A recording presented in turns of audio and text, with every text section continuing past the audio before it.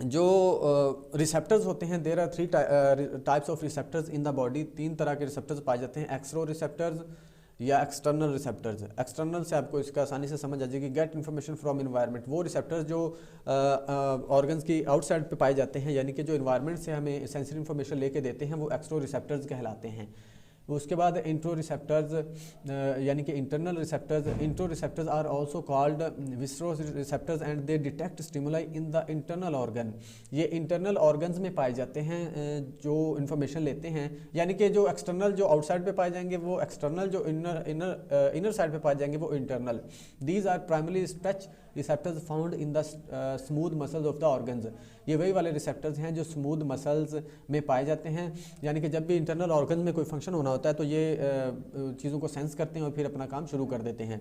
उसके बाद है जी थर्ड टाइप इसकी प्रोप्रियोसेप्टर्स।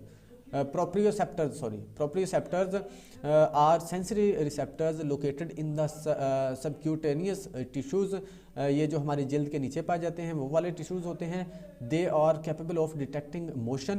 ये मोशन को डिटेक्ट करते हैं and position of the body, यानी कि ये मोशन और पोजीशन, बॉडी की जो मोशन और पोजीशन होती है उसमें अपना रोल प्ले करते हैं through a stimulus produced with in a body. जो बॉडी के अंदर स्टिमुलस क्रिएट होता है, प्रोड्यूस होता है, यानी कि ये मोशन और मूवमेंट में अपना रोल प्ले करते हैं प्रोप्रियोरिसेप्टर्स, याद रखिएगा। They relay information to the brain when a body part is moving. जब कोई बॉडी पार्ट मूव कर रहा होता है या मूव करना होता है तो ये ब्रेन तक इन्फॉर्मेशन पहुंचाते हैं। उसके बाद there are 3 types of neurons, sensory neuron, motor neurons, associative neurons. Sensory neuron को एफरेंट भी कहते हैं, जैसे ऊपर पढ़ लिया हमने, मोटर को एफरेंट कहते हैं। उसके बाद एसोसिएटिव न्यूरॉन और इंटरन्यूरॉन्स भी इसको बोला जाता है।